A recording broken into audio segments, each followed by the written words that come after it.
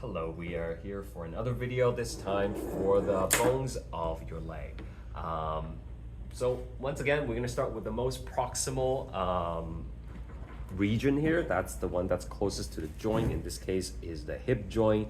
We have the head of the femur here. That's going to be forming a ball and socket joint with your pelvic bone. There's a little socket there called the acetabulum, which we will talk about in another video.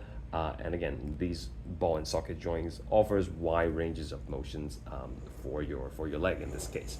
The femur is the longest bone in the body, and when you are growing taller during adolescence, the femur actually is responsible for a majority of the growth spur that makes you taller.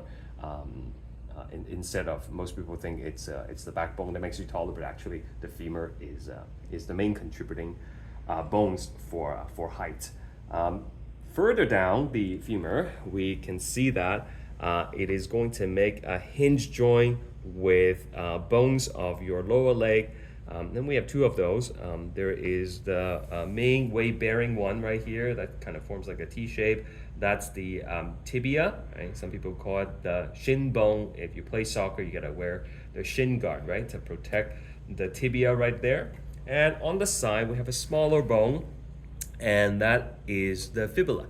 Okay, so tibia, fibula on the side. We have the kneecap right here. The kneecap is called the patella, and it's kind of like a special bone because it's embedded within a ligament. A ligament is something that connects bones and bones together, bone to bone, and there's a ligament that goes from the femur all the way to the tibia, and within that ligament, that's where you would find your patella. Moving down, we have the foot right here. So the foot actually has several bones here that we collectively call the tarsals, and they have individual names. And just like the wrist, we're not gonna go through all the names, but there are two that are particularly interesting, and I do want you to know. For example, number 5 right here. That one makes up the heel bone, and we call that the calcaneus. Over here, we have a rather big bone right here called the talus, and that forms an articulation with the distal portion of your tibia and fibula to form your ankle joint, basically. Let's move the further down into the foot.